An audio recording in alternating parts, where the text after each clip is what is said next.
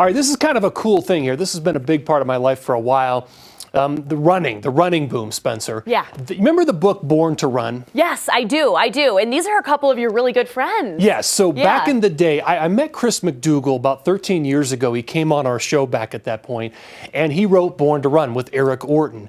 And so he introduced this whole minimalist running style with the tiny little shoes. Yes. Well, they're still at it, and they actually just joined forces, and he wrote another book, part 2. He joined forces with the Zero Res Shoes, which is Denver-based. It's a based company. They're growing, and they have a whole new shoe line. Take a look.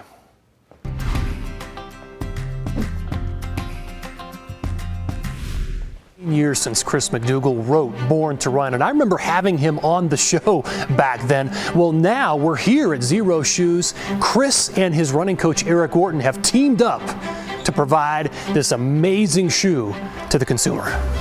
This yesterday, walking here was a surreal moment because it really sort of came full circle for me, being I think the original running shoe industry skeptic. The person who's like the most outspoken, critical, skeptical. I had nothing good to say about any running shoe company. And now to find me inside a place and go, wait a minute, okay, maybe I was wrong about one thing. There are good running shoes out there. As I got into understanding how important foot strength is in run form, it made me realize how important our ground contact and our relationship with the ground as a runner is. And so as I developed my strength and my athlete's strength, I realized how good we can feel as runners when we really embrace how important our feet are with the ground. Once you reactivate your feet and you get a sense for ground feel, like why would you ever sacrifice that again? And even now, if I wear a shoe that has an insole in it, like my first move is pull the insole out because I want to feel what's underfoot. And when you think about all of the great athletic performers, they all want that too. I think so many runners don't realize how good they can feel, and they're kind of brainwashed into thinking, oh, because I run X amount of miles, I should be tight. Well, it doesn't have to be the case, and that's where the shoe and how we use our feet come in. I was a skeptic of Zero Shoes because they were a sandal maker, and I thought, I'm not sure if this translates. Do sandals turn into shoes? I was very reluctant to try them, and then my longtime coach and bigger brain self, Eric Orton, said, you got to try these. And I put them on my feet. And this is what sold me on them was, I got busy during the day, I was making phone calls and realized, oh, they're still on. Like I forgot I was still wearing them. And that got me intrigued. And my feet crave flexibility and natural movement, but rocks hurt. In the Tetons, they're very young mountains, so they're very jagged and very technical.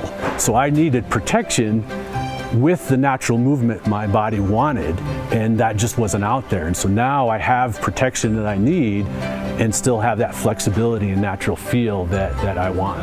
I came in with a preconception of what shoe companies were like, that they were basically about shoving product out the door, not really caring for input from the actual user, and particularly not input from me, because no shoe company has ever cared the slightest about what I've had to say.